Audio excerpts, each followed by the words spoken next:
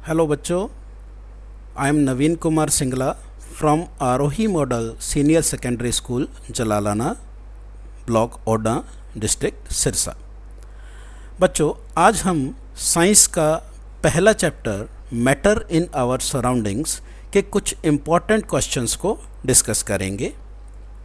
तो सबसे पहले आइए हम देखते हैं 1 मार्क क्वेश्चंस। पहला क्वेश्चन है बच्चों, निम्नलिखित में से कौन सा पदार्थ है? Which of the following are matter. तो मैटर क्या होता है बच्चों, या पदार्थ हम किसे कहते हैं?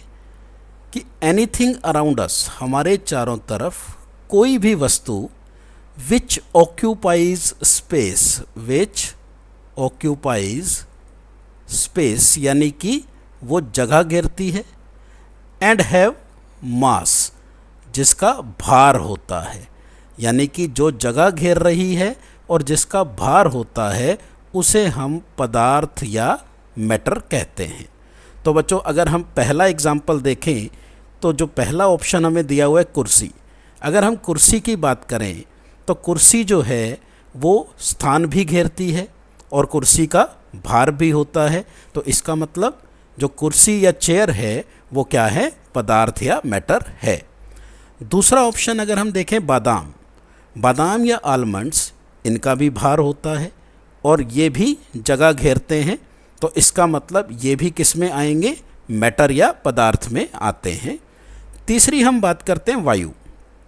वायु जो है या एयर जो है, क्या ये स्थान घेरती है? बिल्कुल घेरती है। अगर आप एक बैलून में हवा भरते हैं तो उस बैलून का साइज़ जो है वो बढ़ जाता है। इसका मतलब क्या है कि जो वायु है या एयर है वो भी स्पेस ऑक्यूपाई करती है, वो भी जगह घेरती है और उसका भी भार होता है। तो यानी कुर्सी, बादाम, वायु तीनों जो हैं वो किस में आते हैं? मैटर या पदार्थ में आते हैं। इसलिए हमारा जो करेक्ट ऑप्शन होगा वो क्या होगा? डी ऑप्शन, कि ऑल ऑफ द अबव या उपरोक्त सभी जो हैं वो क्या हैं? मैटर हैं। बच्चों, सेकंड क्वेश्चन में हमें असर्शन और रीज़न जो है वो दिया हुआ है। असर्शन और रीज़न की अगर हम बात करें तो 2 कथन हमें दिए हैं। एक को हमने कहा असर्शन और दूसरे को हमने कहा रीज़न। कि फर्स्ट असर्शन क्या है? कि प्रकाश को पदार्थ नहीं माना जाता है। Light is not considered as matter, light is not considered as matter. और उसका रीज़न क्या है? कि प्रकाश में द्रव्यमान नहीं होता, means light does not have मास। तो हमें ये बताना है कि फर्स्ट ऑप्शन अगर हम बात करें तो असर्शन और रीज़न दोनों सत्य हैं और रीज़न जो है वो असर्शन का सही स्पष्टीकरण है। बी ऑप्शन है कि ए और आर दोनों सत्य हैं, लेकिन आर जो है वो ए का सही स्पष्टीकरण नहीं है। तीसरा ऑप्शन है कि ए सत्य है लेकिन आर जो है वो गलत है। और फोर्थ ऑप्शन हमारा है कि ए गलत है लेकिन आर सत्य है। तो आइए देखें कि लाइट को मैटर हम कंसिडर नहीं करते हैं। अभी बच्चों हमने कहा कि जो मैटर है, मैटर जो है उसके लिए 2 मेन कंडीशंस क्या थी? कि उसमें क्या होना चाहिए? एक तो वो स्पेस ऑक्यूपाई करता है। मैटर क्या करता है? स्पेस ऑक्यूपाई करता है। मैटर ऑक्यूपाई स्पेस, यानी कि वो जगह घेरता है। और दूसरा जो है उसका क्या होता है? मास होता है, यानी कि उसमें भार होता है। लेकिन अगर हम लाइट की बात करें तो लाइट में मास नहीं होता है। मास जो है लाइट में नहीं होता है। इसका मतलब क्या लाइट को हम मैटर कह सकते हैं? बिल्कुल नहीं कह सकते, क्योंकि उसके लिए दोनों कंडीशंस कि स्पेस और मास जो है वो 2 कंडीशंस हैं, वो अगर फुलफ़िल करता है तभी उसे हम पदार्थ या मैटर कहेंगे। लेकिन प्रकाश में क्योंकि द्रव्यमान नहीं होता है इसलिए इसे मैटर कंसिडर नहीं करेंगे। तो हमारा जो करेक्ट ऑप्शन होगा इट इज़ ए, यानी ए भी सही है कि लाइट जो है उसको पदार्थ या मैटर हम कंसिडर नहीं करते हैं। और दूसरा, इसका जो द्रव्यमान नहीं है वो भी सही है। और आर जो है ये ए का सही स्पष्टीकरण भी है। तो यानी हमारा जो करेक्ट ऑप्शन है वो क्या है, ए है। अगला क्वेश्चन अगर हम देखें बच्चों, तो नेक्स्ट क्वेश्चन क्या है कि दो पदार्थों के कणों का स्वतः स्फूर्त मिश्रण क्या कहलाता है। यानी कि जब दो पदार्थ के कण आपस में स्पॉन्टेनियसली स्वतः अपने आप मिक्स हो जाते हैं तो उसे क्या कहते हैं, यानी spontaneous mixing of particles of two different substances is called. क्या कहा जाता है उसे? ए ऑप्शन है हमारे पास मिश्रण यानी कि मिक्सचर, बी ऑप्शन है समुच्चय यानी कॉम्बिनेशन, सी ऑप्शन हमारे पास है द्रव यानी लिक्विड्स, और डी ऑप्शन है हमारे पास विसरण यानी कि डिफ्यूज़न। तो बच्चों क्या होता है कि अगर हमारे पास दो सब्सटेंसेस हैं, फॉर एग्जांपल सपोज कीजिए कि हमारे पास ये एक बीकर है और इस बीकर में हमने जो है वो पानी भर दिया। इस पानी में अगर हम कुछ क्रिस्टल्स, कॉपर सल्फेट के कुछ क्रिस्टल्स यहाँ पे ऐड करते हैं तो क्या होगा कि वो कॉपर सल्फेट या कॉपर सल्फेट की बजाय आप इंक भी ले सकते हो। ये अगर हम इंक की कुछ ड्रॉप्स यहाँ पे डालते हैं तो आप देखेंगे कि इंक की ड्रॉप जो है वो वाटर में ऐसे फैलती हुई आपको दिखाई देगी। यानी कि वो इंक की ड्रॉप थोड़ी देर में वाटर में अपने आप ही मिक्स हो जाएगी। और ये जो इंटरमिक्सिंग है पार्टिकल्स की ऑफ टू डिफरेंट सब्सटेंसेस, दो अलग अलग सब्सटेंसेस के जो इंटरमिक्सिंग है, इसे क्या कहा जाता है? इस प्रोसेस को हम बोलते हैं डिफ्यूज़न या विसरण। इसे क्या कहा जाता है बच्चों? डिफ्यूज़न या विसरण कहा जाता है। तो हमारा जो करेक्ट ऑप्शन होगा वो क्या होगा? विसरण।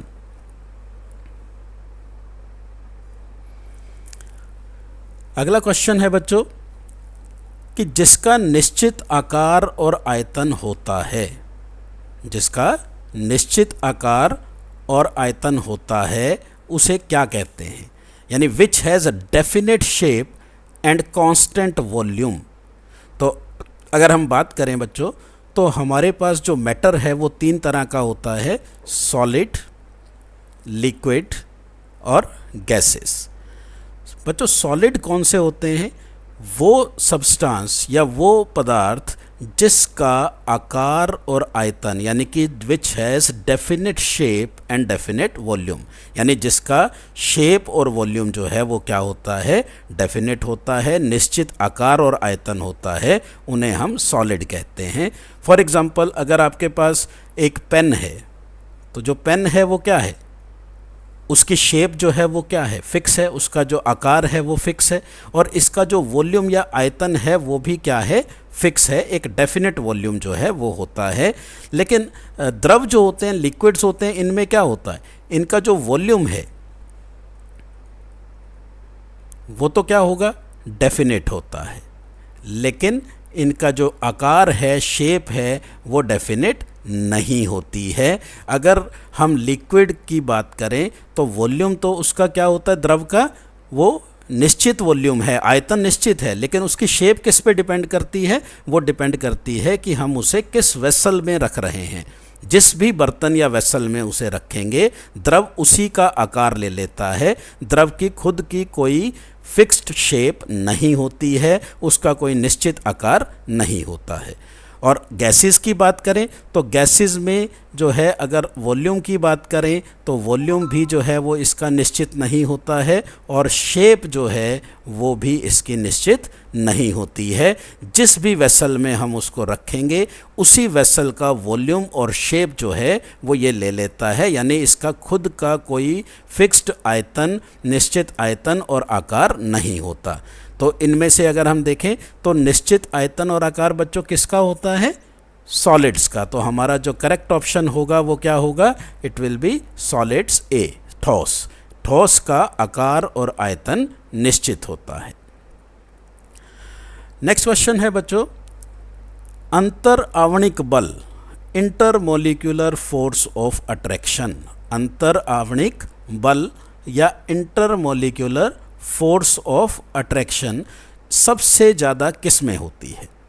तो बच्चों हम अगर गैसेस की बात करें तो गैसेस के जो मॉलिक्यूल्स हैं वो दूर दूर होते हैं। गैसेस के जो मॉलिक्यूल्स हैं वो दूर दूर होते हैं और दूर दूर होने की वजह से इनके बीच जो इंटरमोलिक्यूलर अट्रैक्शंस हैं यानी अंतर आवरणिक बल है वो बहुत कम होता है।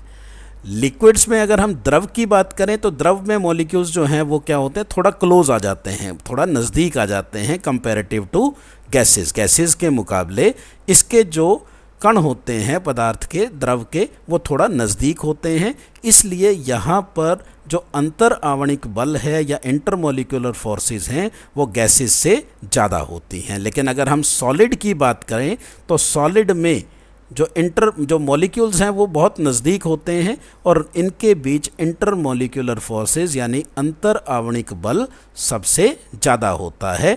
तो क्या हम कह सकते हैं कि इनमें जो है सभी में जो अंतर आवरणिक बल है या इंटरमोलिक्यूलर फोर्सेस हैं वो सभी में समान है? नहीं, सभी में समान नहीं है। सबसे ज़्यादा जो है वो किस में होती हैं?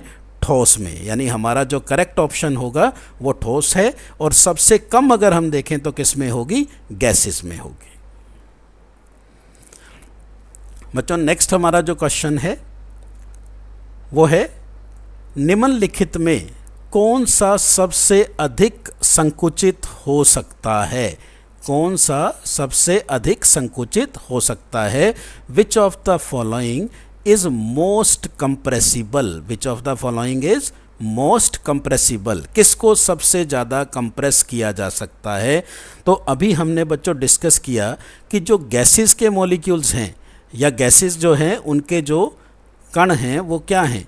वो दूर दूर होते हैं। और सॉलिड्स में जो कण हैं वो क्या हैं? वो एक दूसरे के नज़दीक हैं। और द्रव में जो कण होते हैं वो इंटरमीडिएट होते हैं, यानी कि द्रव या लिक्विड के जो कण हैं वो गैसेस के मुकाबले तो नज़दीक होते हैं लेकिन ठोस के मुकाबले जो हैं वो दूर होते हैं। तो क्योंकि गैसेस के जो मॉलिक्यूल्स हैं वो एक दूसरे से बहुत दूरी पे स्थित हैं तो इनको हम क्या कर सकते हैं? कंप्रेस कर सकते हैं, इनको दबाया जा सकता है। जबकि लिक्विड या सॉलिड के मॉलिक्यूल्स क्योंकि वो एक दूसरे के नज़दीक होते हैं तो इनको हम कंप्रेस नहीं कर सकते। तो सबसे ज़्यादा कंप्रेशन, सबसे ज़्यादा कंप्रेसिबल इन तीनों में से कौन सा होगा? गैसेस होगा। इसके लिए आप एक छोटी सी एक्टिविटी भी कर सकते हैं कि आपने एक सिरिंज ली, इस सिरिंज में जो है आपने एयर जो है वो यहाँ पे फिल की। आप क्या फिल कर लेंगे? यहाँ पे एयर। और एयर फिल करने के बाद इसको आप यहाँ जो ओपनिंग है इसको क्लोज़ करके यहाँ से जब आप प्रेशर लगाओगे तो आप देखोगे कि जो पिस्टन है वो डाउनवर्ड मूव करेगा और डाउनवर्ड मूव करके उसकी पोजीशन चेंज हो जाएगी। इसका मतलब क्या है? जो वॉल्यूम है एयर का, आयतन जो है वो कम हो गया। इसका मतलब कि एयर जो है उसको क्या किया जा सकता है? कंप्रेस किया जा सकता है। लेकिन सेम एक्सपेरिमेंट जब आप लिक्विड के साथ, वाटर के साथ अगर सपोज आप करते हो तो आप जब यहाँ से प्रेशर अप्लाई करोगे तो आप देखोगे कि आप प्रेशर अप्लाई नहीं कर पा रहे हैं, यहाँ पिस्टन की मूवमेंट नहीं हो पा रही है। तो इसका मतलब लिक्विड जो है वो कंप्रेसिबल नहीं है। सेम जो है वो ठोस या सॉलिड के साथ भी हमारा ऐसा ही होगा। तो हमारा करेक्ट ऑप्शन क्या है? गैसेस। जो सबसे ज़्यादा कंप्रेस करेंगी वो कौन सी हैं? गैसेस। नेक्स्ट क्वेश्चन है बच्चों, बर्फ़ का गलनांक क्या है? बर्फ़ का गलनांक क्या है? मेल्टिंग पॉइंट ऑफ आइस क्या होता है? अब मेल्टिंग क्या है बेटो? जब भी कोई सॉलिड, जब किसी सॉलिड को हम हीट करते हैं और वो किस में चेंज हो जाएगा? लिक्विड में। यानी किसी ठोस को जब हम गर्म करते हैं तो वो किस में चेंज होता है? द्रव में चेंज होता है। तो जिस टेम्परेचर पे, जिस तापमान पे एक सॉलिड जो है वो लिक्विड में चेंज हो जाता है उसे हम गलनांक या मेल्टिंग पॉइंट कहते हैं। तो बच्चों बर्फ़ का जो गलनांक है, यानी कि अगर हम यहाँ आइस की बात करते हैं, बर्फ़ की बात करते हैं और वो वाटर में चेंज होगा तो किस टेम्परेचर पे वो चेंज होगा, किस तापमान में चेंज होगा? वो है 0 डिग्री सेल्सियस। तो बर्फ़ का गलनांक बच्चों कितना होता है? 0 degree Celsius. Melting point of ice is 0 degree Celsius. Next question है बच्चों, समुद्र तल पर पानी का क्वथनांक क्या है? पानी का क्वथनांक, क्वथनांक यानी बॉइलिंग पॉइंट। तो बच्चों बॉइलिंग पॉइंट वाटर हमें बताना है कि सी लेवल पे वाटर का बॉइलिंग पॉइंट क्या है। तो वाटर का जो बॉइलिंग पॉइंट है बच्चों वो होता है 100 डिग्री सेल्सियस। वाटर का बॉइलिंग पॉइंट सी लेवल पे कितना है, समुद्र के तल पर पानी का क्वथनांक कितना है, 100 डिग्री सेल्सियस। लेकिन अगर हम ऑप्शंस को देखें तो हमें जो आंसर दिया है वो डिग्री सेल्सियस में ना देकर हमें जो आंसर दिया है वो केल्विन में दिया गया है। जो आंसर गिवन है बच्चों वो किस में है, केल्विन में। और अगर हम केल्विन में डिग्री सेल्सियस को चेंज करना चाहते हैं तो उसका फॉर्मूला क्या होता है बच्चों कि केल्विन में जो टेम्परेचर है यानी तापमान, temperature in kelvin is equal to temperature in degree Celsius plus 273। यानी डिग्री सेल्सियस को अगर हमने केल्विन में चेंज करना है तो उसे हम क्या ऐड करेंगे, उसमें 273 ऐड करेंगे। तो अभी हमने कहा कि वाटर का बॉइलिंग पॉइंट कितना है, 100 डिग्री सेल्सियस। तो 100 डिग्री सेल्सियस को अगर केल्विन में चेंज करना है तो बच्चों क्या ऐड करेंगे उसमें, 273, यानी कितना हो गया 373 केल्विन, यानी 100 डिग्री सेल्सियस। अगर यही क्वेश्चन डिग्री सेल्सियस में ऑप्शन दी होती तो हमारा करेक्ट ऑप्शन होता 100 डिग्री सेल्सियस। लेकिन हमें जो ऑप्शंस हैं वो किस में दी हुई हैं, वो दी हुई हैं केल्विन में। तो हमारा जो करेक्ट ऑप्शन है वो क्या है, 373 केल्विन। तो बच्चों the boiling point of water at sea level is 373 kelvin. Next question है बच्चों, ड्राई आइस क्या है, शुष्क बर्फ किसे कहते हैं, कि शुष्क बर्फ या ड्राई आइस क्या है। तो बच्चों ड्राई आइस जो होती है वो होती है solid carbon dioxide. Solid carbon dioxide, ठोस जो कार्बन डाइऑक्साइड है उसे ड्राई आइस कहा जाता है। तो बच्चों इसे ड्राई आइस क्यों कहते हैं, इसे ड्राई आइस इसलिए कहते हैं क्योंकि जब इसको किसी सरफेस पे, अगर हम ये मान लो हमारे पास सॉलिड कार्बन डाइऑक्साइड है और इसको जब किसी सरफेस पे रखते हैं तो ये क्या होगा कि ये धीरे धीरे किस में चेंज हो जाती है, गैस में चेंज हो जाती है। किस में चेंज हो जाती है, गैस में। कार्बन डाइऑक्साइड गैस में चेंज हो जाती है और इसका जो सरफेस है वो वेट नहीं होता है, वो गीला नहीं होता है, इसलिए इसे ड्राई आइस कहा जाता है। क्योंकि जो सॉलिड कार्बन डाइऑक्साइड है वो डायरेक्ट किस में चेंज हो रही है, वो गैस में चेंज हो रही है without passing through liquid state, कि लिक्विड में चेंज हुए बिना एक सॉलिड यानी एक ठोस जो है अगर बिना लिक्विड में चेंज हुए सीधा जो है वो गैस में चेंज हो जाता है, तो इस प्रोसेस को हम सब्लिमेशन बोलते हैं। क्या बोलते हैं बच्चों, सब्लिमेशन या उधर्वपातन इसको कहा जाता है। तो यहाँ पे उधर्वपातन या सब्लिमेशन की वजह से जो सॉलिड कार्बन डाइऑक्साइड है वो सीधा कार्बन डाइऑक्साइड गैस में चेंज हो जाती है और सरफेस को वेट या गीला नहीं करती है, इसलिए सॉलिड कार्बन डाइऑक्साइड को ड्राई आइस या शुष्क बर्फ कहा जाता है। तो बच्चों ये थे 1 मार्क्स के क्वेश्चन। अभी हम नेक्स्ट जो हम डिस्कस करेंगे वो हैं 2 नंबर के क्वेश्चन। तो पहला 2 नंबर का क्वेश्चन है कि पदार्थ के कणों की मुख्य विशेषताएं क्या हैं। पदार्थ के कणों की मुख्य विशेषताएं क्या हैं, या what are the main characteristics of particles of matter, यानी मैटर के जो पार्टिकल्स हैं, पदार्थ के जो कण हैं, इसकी मुख्य विशेषताएं क्या हैं, मेन कैरेक्टरिस्टिक्स क्या हैं। तो पहली कैरेक्टरिस्टिक्स है बच्चों कि पदार्थ के कण बहुत छोटे होते हैं, दे आर एक्सट्रीमली स्मॉल। जो मैटर है उसके जो कण हैं वो क्या होते हैं बच्चों, बहुत छोटे होते हैं, बहुत स्मॉल होते हैं। यानी मैटर हमने कहा मैटर क्या है, कोई भी मैटर की अगर हम बात करें तो मैटर जो है वो किसका बना हुआ है, it is made up of extremely small particles, बहुत ही छोटे छोटे कणों से मिलके बना होता है। तो पहला जो इसका विशेषता होगी या इसके पहला कैरेक्टरिस्टिक क्या है कि पदार्थ के कण बहुत छोटे छोटे होते हैं, एक्सट्रीमली स्मॉल पार्टिकल्स जो हैं उनसे मिलके पदार्थ बना है। दूसरा, पदार्थ के कणों के बीच रिक्त स्थान होता है। पदार्थ के कणों के बीच क्या होता है, रिक्त स्थान, यानी इंटर पार्टिकल वैकेंट स्पेस जो है वो प्रेजेंट होता है। तीसरी जो विशेषता है कि पदार्थ के कणों में आकर्षण बल होता है, उनमें इंटरमोलिक्यूलर फोर्सेस जो हैं वो प्रेजेंट होती हैं, और इन इंटरमोलिक्यूलर फोर्सेस या इस वैकेंट स्पेस की वजह से ही पार्टिकल्स या मैटर को 3 कैटेगरीज में डिवाइड किया है, जो कि अभी हमने डिस्कस किया था, ठोस, द्रव यानी लिक्विड और गैस। अभी मैंने बताया कि सॉलिड्स में क्या होता है, सॉलिड्स में जो इंटर पार्टिकल स्पेस है, जो रिक्त स्थान है वो बहुत कम होता है, जो कण होते हैं वो बहुत नज़दीक नज़दीक होते हैं, लेकिन गैसेस में ये जो कण हैं वो बहुत दूर होते हैं, और उनके बीच जो इंटरमोलिक्यूलर फोर्सेस ऑफ अट्रैक्शन है यानी आकर्षण बल है वो भी कम होता है। तो ये हम पहले डिस्कस कर चुके हैं कि सॉलिड में जो इंटरमोलिक्यूलर फोर्सेस हैं यानी आकर्षण बल है वो सबसे ज़्यादा होता है, और गैसेस में इंटरमोलिक्यूलर फोर्सेस या जो आकर्षण बल है वो सबसे कम होता है, और लिक्विड्स में इन बिटवीन दीज टू, इन दोनों के बीच में जो है ये पाया जाता है।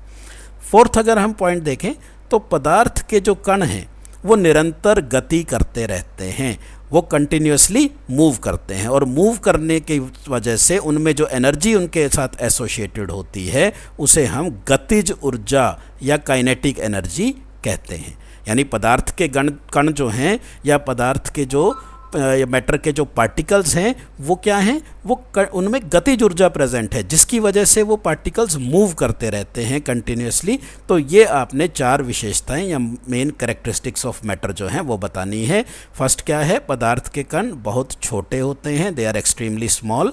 पदार्थ के कणों के बीच रिक्त स्थान होता है यानी दे have inter particle vacant space, और पदार्थ के कणों में आकर्षण बल होता है यानी इंटरमोलिक्यूलर फोर्सेस होती हैं, और पदार्थ के कण निरंतर गति करते रहते हैं, कंटिन्यूसली मूव करते रहते हैं। किस वजह से? गतिज ऊर्जा की वजह से, काइनेटिक एनर्जी की वजह से। बच्चों सेकंड क्वेश्चन जो है वो है हमारे पास कि पदार्थ, why does the level of water not change when salt is dissolved in it. नमक पानी में घुलने पर पानी का स्तर क्यों नहीं बदलता है? कि अगर बच्चों हम एक बीकर लें और इस बीकर में हम वाटर जो है वो फिल कर दें, इसको हमने पानी से भर दिया और एक मार्कर की मदद से हमने यहाँ पे लेवल को पॉइंट लगा दिया, यहाँ निशान लगा दिया, मार्क एक लेवल जो है वो हमने यहाँ पे मार्क कर दिया कि पानी को हमने कहाँ तक भरा है।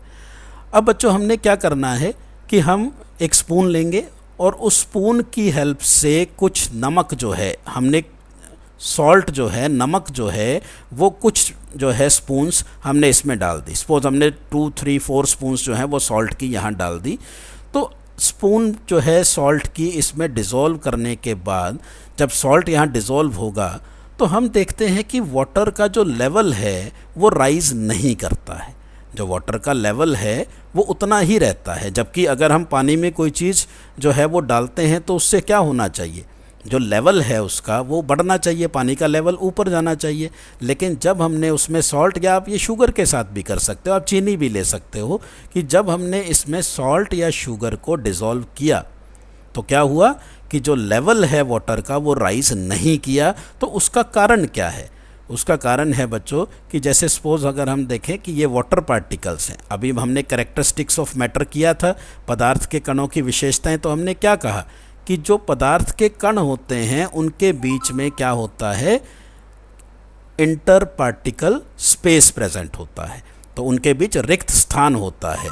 तो जब हमने यहाँ पे इसमें सॉल्ट को डिज़ोल्व किया, नमक को डाला, तो नमक के पार्टिकल्स कहाँ चले गए? जो यहाँ पे वाटर पार्टिकल्स, पानी के कणों के बीच जो खाली जगह थी वहाँ पे जो है सॉल्ट या शुगर जो है उसके कण आ जाते हैं, और जिसकी वजह से इसका लेवल इंक्रीज़ नहीं करता है।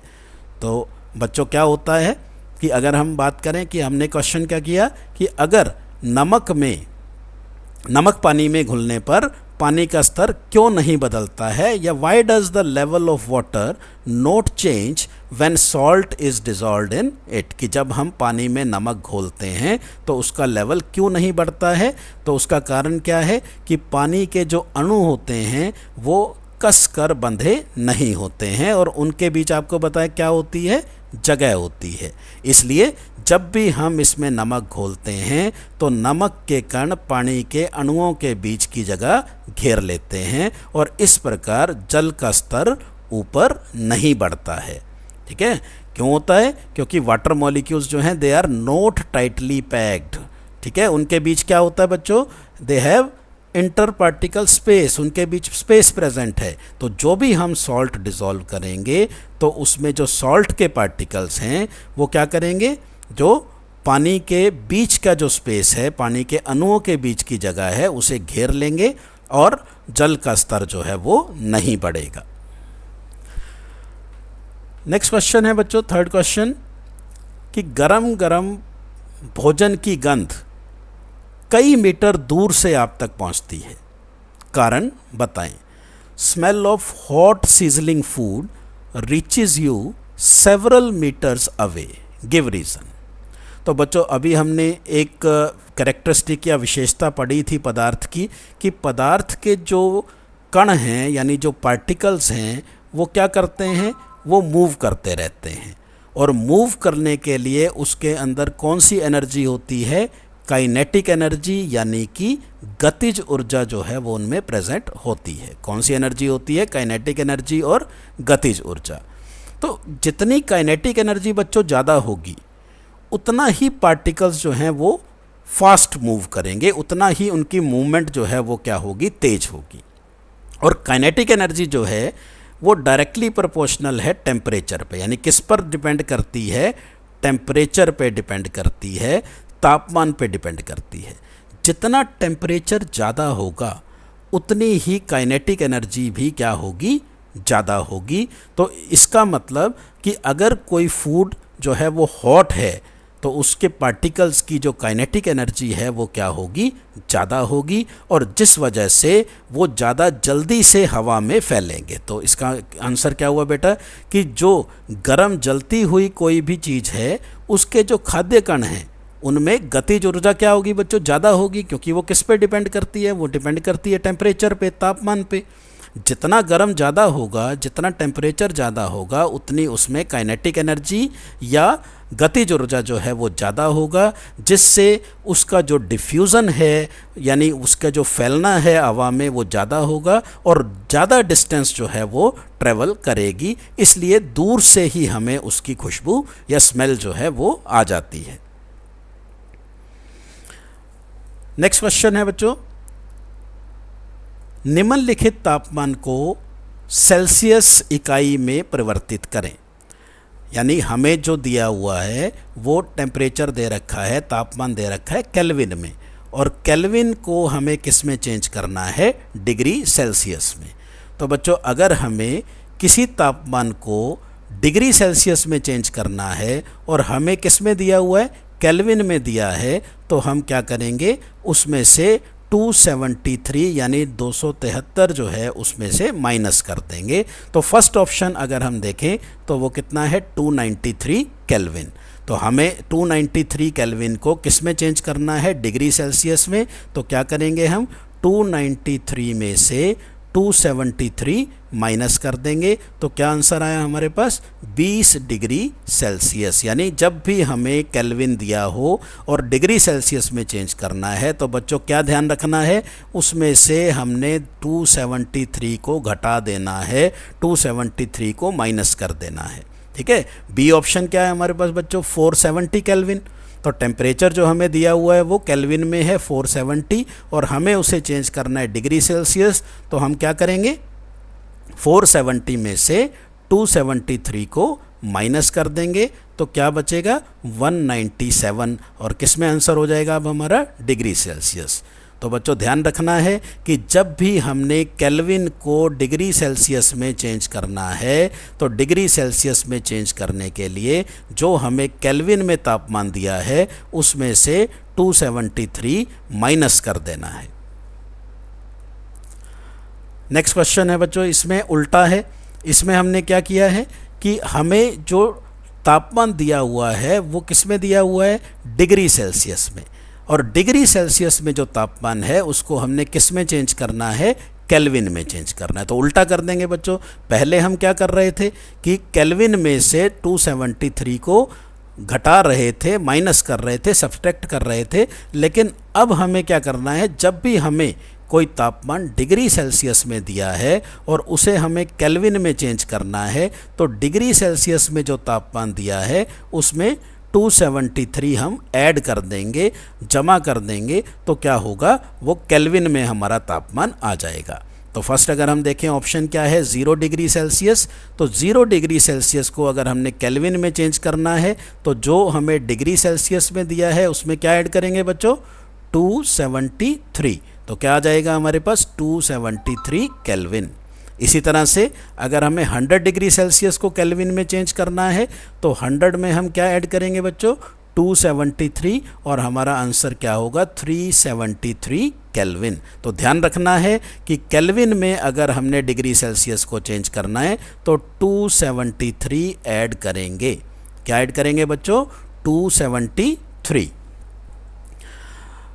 नेक्स्ट क्वेश्चन है बच्चों कि बर्फ़ के ठंडे पानी वाले गिलास की बाहरी सतह पर हमें पानी की बूंदें क्यों दिखाई देती हैं, यानी why do we see water droplets on outer surface of glass containing ice cold water. बच्चों आपने देखा होगा कि अगर हमारे पास एक गिलास में आइस कोल्ड वाटर है, यानी ठंडा पानी जो है वो इसमें है, तो उसके बाहरी सतह पर यहाँ वाटर की कुछ ड्रॉपलेट्स जो हैं वो यहाँ पे जम जाती हैं, इकट्ठी हो जाती हैं यहाँ पे। तो ये क्या कारण है, ऐसा क्यों होता है? तो बच्चों जब हम गिलास को बर्फीले जल ठंडे पानी से भरते हैं तो उसके जो सरफेस है उसके बाहरी सतह पे, उसकी जो बाहरी सतह है उस पे हमें जल की बूंदें क्यों दिखाई देती हैं, क्योंकि यहाँ जो बाहर क्या है बच्चों, बाहर एयर है, बाहर क्या है, एयर, और एयर में क्या प्रेजेंट होते हैं, वाटर वेपर्स। एयर में क्या प्रेजेंट है, वाटर वेपर्स। तो वाटर वेपर्स जो हैं, जब आपको ये पता है कि जब भी अगर हमारे पास वाटर है, हम वाटर को अगर हीट करते हैं, वाटर को जब हम गर्म करते हैं तो क्या होगा, वाटर जो है वो किस में चेंज होगा, वेपर्स में चेंज होगा, भाप बनेगी यहाँ पे। लेकिन अगर बच्चों इसका उल्टा कर दें, हम वेपर्स को अगर हम कूल करते हैं तो क्या होगा, जो वेपर्स हैं वो क्या करेंगे, वो किस में चेंज हो जाएंगे, वो वापस दोबारा वाटर में चेंज हो जाते हैं। और इस प्रोसेस को हम कंडेंसेशन या संघनन बोलते हैं। क्या बोलते हैं इसको, कंडेंसेशन।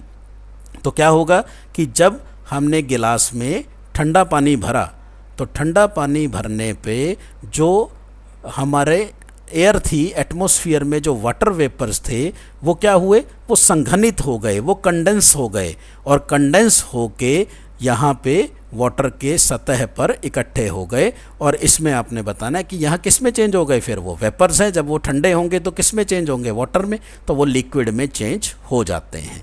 तो ये कारण है, यहाँ क्या प्रोसेस हो रहा है बेटा, कंडेंसेशन, संघनित हो रही हैं जल की बूंदें, और संघनित होकर जो है जो वेपर्स थे वो जल की बूंदों में चेंज हो रहे हैं।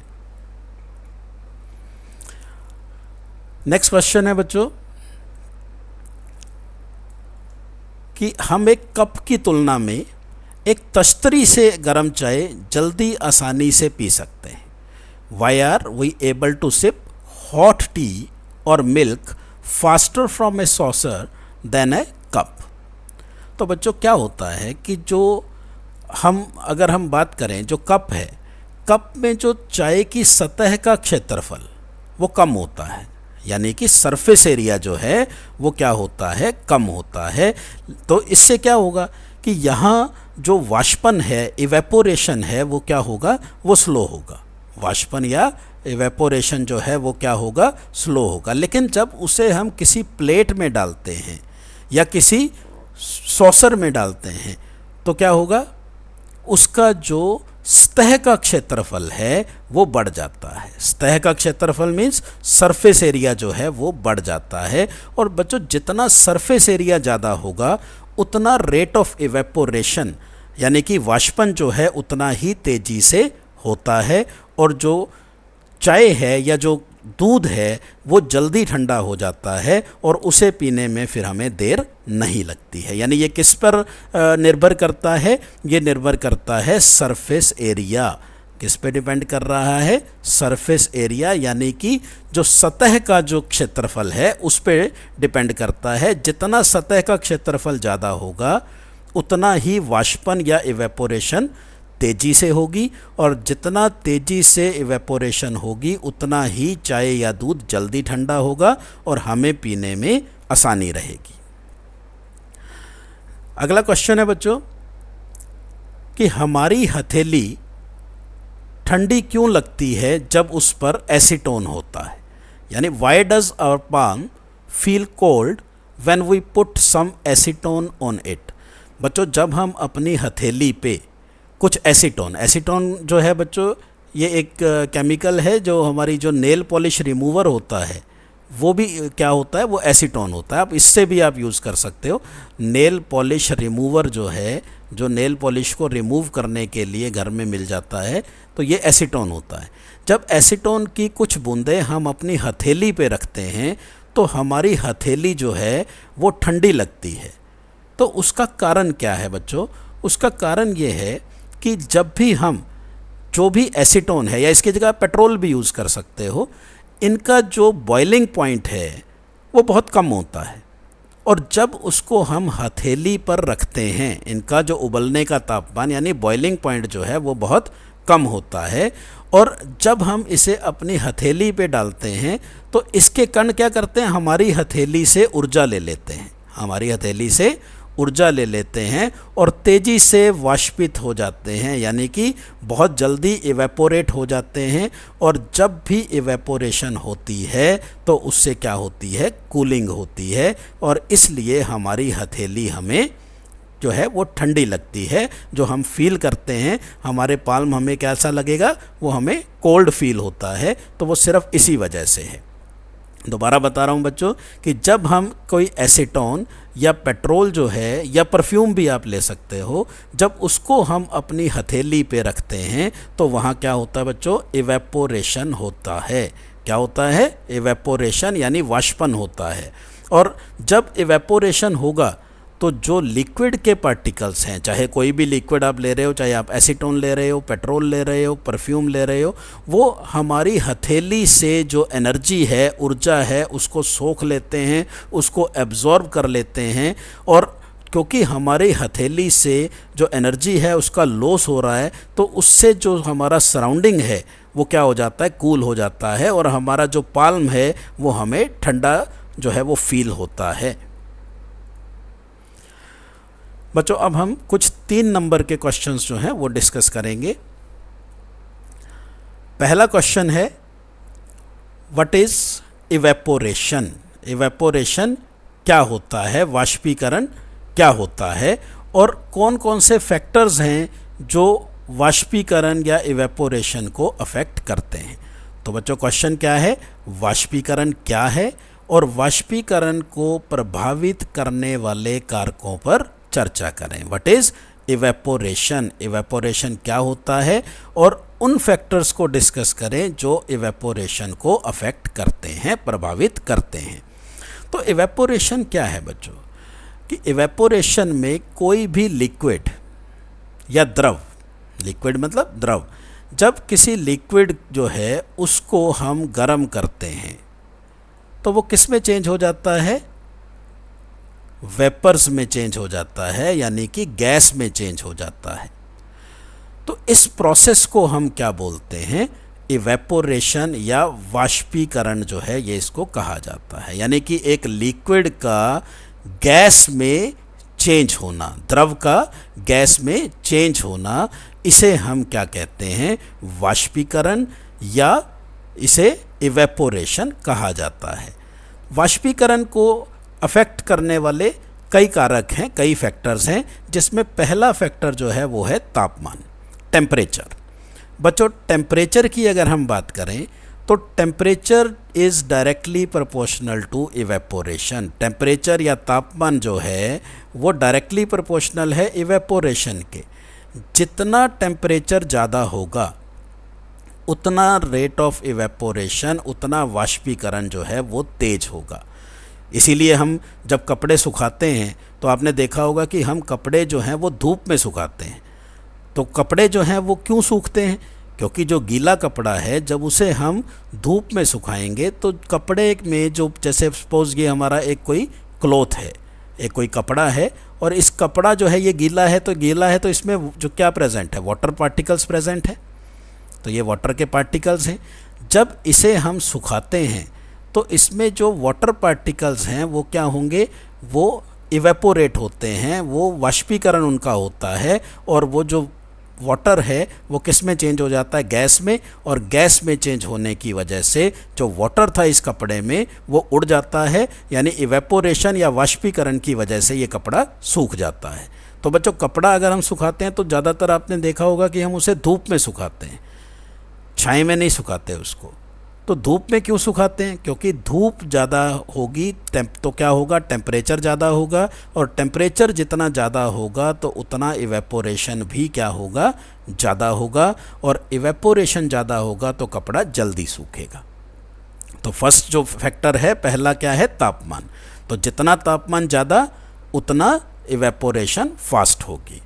दूसरा है बच्चों, घन की सतह का क्षेत्रफल या सरफेस एरिया। जो दूसरा फैक्टर है वो क्या है, सरफेस एरिया। अभी हम कपड़े की ही बात करते हैं बच्चों।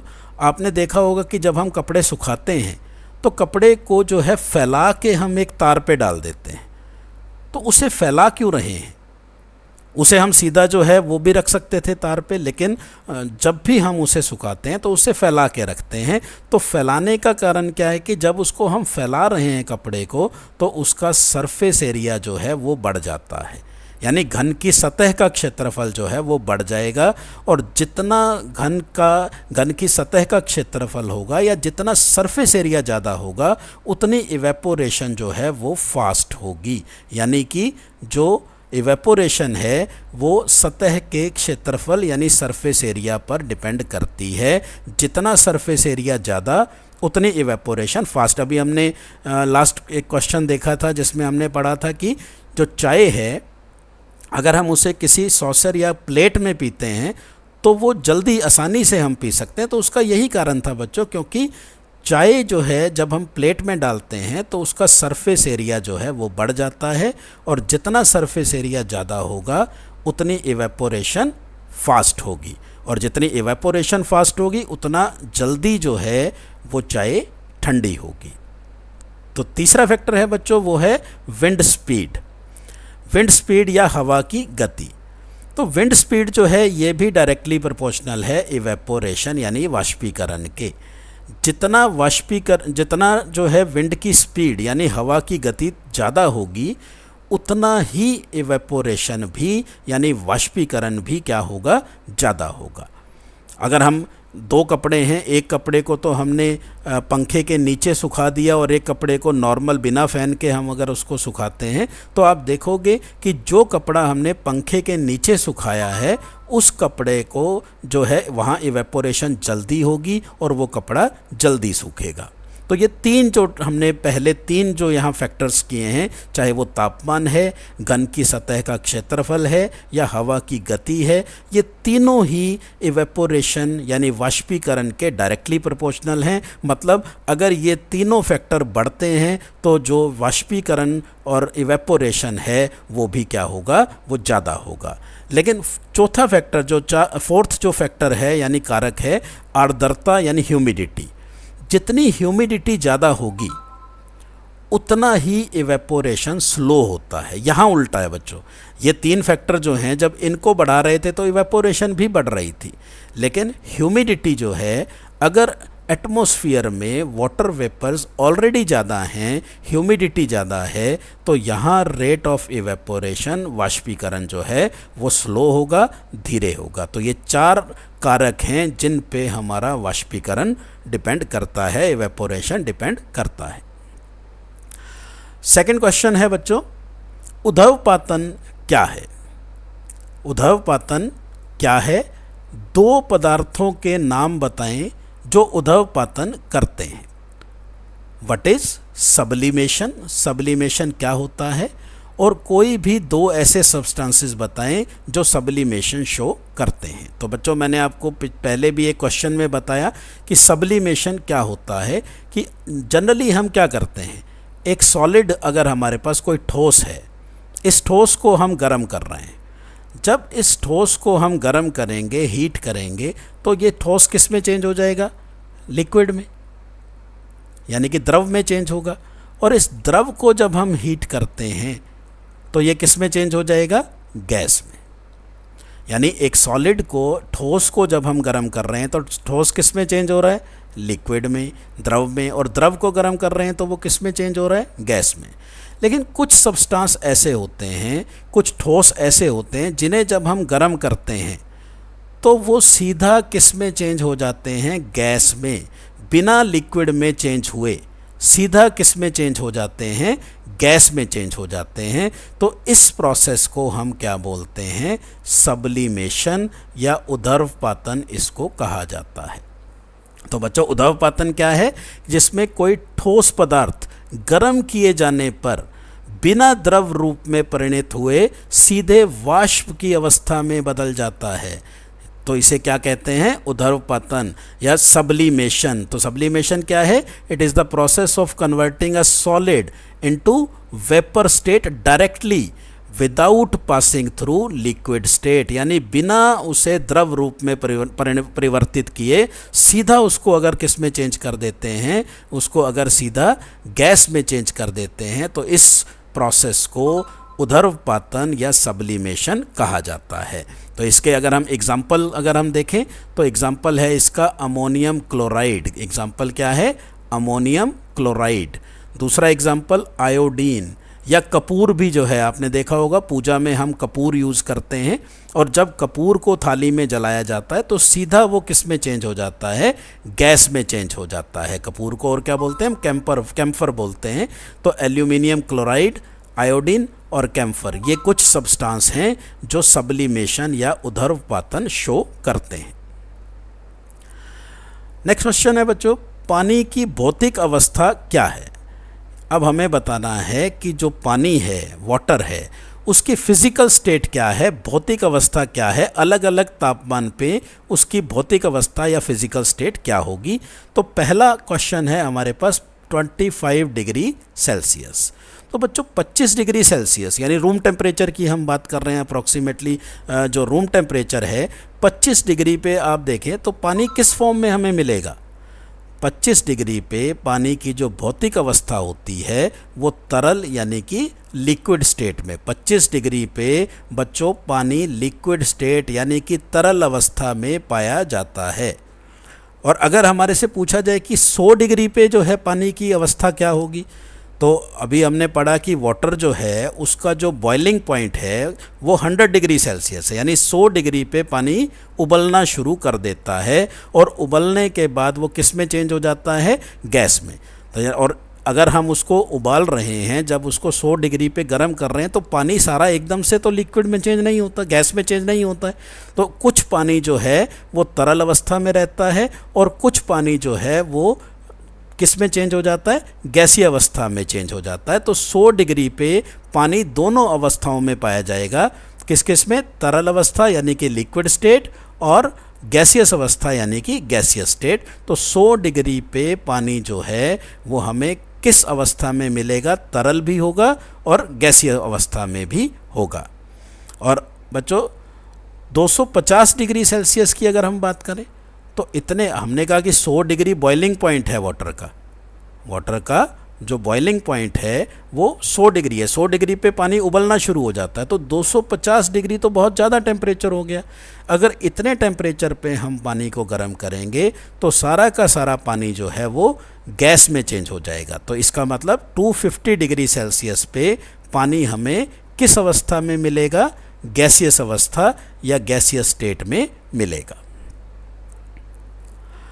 नेक्स्ट क्वेश्चन है बच्चों, फोर्थ क्वेश्चन, कि मिट्टी के बर्तन में रखा पानी ठंडा कैसे हो जाता है। यानी मिट्टी के बर्तन में जब हम पानी को रखते हैं तो वो ठंडा हो जाता है। गर्मियों में अगर आप देखो, एक तो हमें बाल्टी से हम या किसी और वेसल से पानी ले रहे हैं, और एक हम जो मिट्टी के बर्तन यानी अर्दन पोट जो है उसमें जब हम पानी को रखते हैं तो मटके में पानी हमें ठंडा मिलता है। तो उसका कारण क्या है बच्चों, कि जो मटका होता है, जो मिट्टी का घड़ा होता है, उसकी दीवारें संरंध्री होती हैं, यानी उसमें कई छोटे छोटे छेद होते हैं, माइक्रोस्कोपिक पोर्स होते हैं, और उन पोर्स से जो है वो पानी रिसता रहता है। वाटर जो है वो सिप करता रहेगा, रिसता रहेगा, और वहाँ जब वो बर्तन की सतह पे आता है तो वहाँ पे इवेपोरेशन हो जाती है, वाष्पीकरण हो जाता है। और वाष्पीकरण जो है उसके लिए जो ऊष्मा है, जो एनर्जी है, वो बर्तन के अंदर जो पानी है उससे वो लेता है। तो इस प्रकार जो अंदर का जमा पानी है वो क्या हो जाएगा, ठंडा हो जाएगा, क्योंकि जो बर्तन की सतह से जो पानी वाष्पित हुआ है उसने एनर्जी या ऊष्मा कहाँ से ली, उसने एनर्जी ली जो पानी घड़े के अंदर था, मटके के अंदर था, जिससे मटके का जो अंदर का पानी है वो क्या हो जाता है, ठंडा हो जाता है। और गर्मी के दिनों में भी मिट्टी के जो घड़े हैं उसका पानी जो है वो ठंडा रहता है। तो क्या होता है बच्चों कि जो मिट्टी का घड़ा है उसमें क्या होते हैं, छोटे छोटे छेद होते हैं, और जो वाटर मॉलिक्यूल्स हैं वो क्या होते हैं, वो सिप करते रहते हैं, रिसते रहते हैं, इन पोर से बाहर आते रहते हैं, और वहाँ उनकी क्या होती है, इवेपोरेशन, वाष्पीकरण होता है। और उसकी वजह से वो हीट जो एब्जॉर्ब करते हैं वो कहाँ से करते हैं, जो घड़े के अंदर पानी है उससे हीट एब्जॉर्ब करते हैं, जिस वजह से घड़े के अंदर का जो पानी है वो क्या हो जाता है, ठंडा हो जाता है।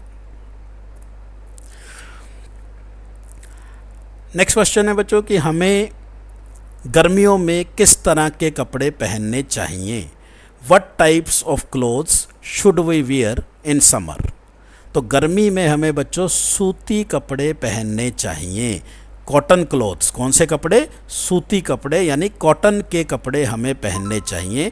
क्योंकि गर्मियों में आपने देखा होगा कि जब हम कोई एक्टिविटी करते हैं, कोई भी शारीरिक प्रक्रिया करते हैं, तो उसकी वजह से हमें पसीना अधिक आता है, और पसीने से हमें फिर क्या होता है, हमें ठंडक मिलती है। क्योंकि जब हम गर्मियों में स्वेटिंग देखो बहुत ज़्यादा होती है, पसीना बहुत ज़्यादा होता है, और कॉटन का जो क्लॉथ है, कॉटन के जो कपड़े हैं, वो क्या करते हैं, इस पसीने को सोख लेते हैं। वो क्या करते हैं, इस पसीने को हमारी बॉडी से सोख लेते हैं और उसको एक्सपोज कर देते हैं एटमॉस्फेयर में, ताकि उसकी क्या हो सके, इवेपोरेशन हो सके। और आपको पता है कि जब भी इवेपोरेशन होगी तो वहाँ क्या होता है, कूलिंग होती है, और इससे हमें ठंडक भी मिलेगी। तो बच्चों कि क्या है, हमें गर्मियों में सूती कपड़े क्यों पहनने चाहिए, क्योंकि गर्मियों में हमें अधिक पसीना आता है। कॉटन का जो कपड़ा है या सूती कपड़ा है वो हमारे स्वेट को, पसीने को जल्दी एब्जॉर्ब कर लेता है, और उस कपड़े से जब वो पसीना इवेपोरेट होगा, तो इवेपोरेट या वाष्पीकरण जब उसका होगा, तो आपको पता है कि इवेपोरेशन या वाष्पीकरण से क्या होता है, ठंडक मिलती है, कूलिंग मिलती है, तो उससे हमारी बॉडी को ठंडक भी मिलेगी। तो इसलिए हमें गर्मियों में सूती कपड़े या कॉटन क्लॉथ्स जो हैं वो पहनने चाहिए।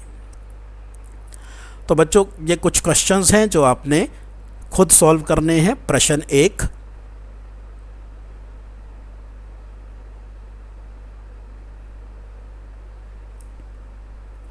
प्रश्न 2,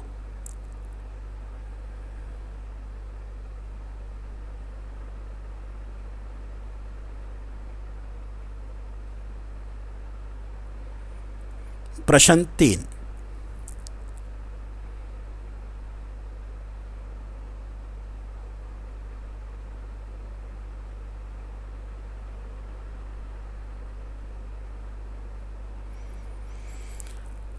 थैंक यू बच्चों।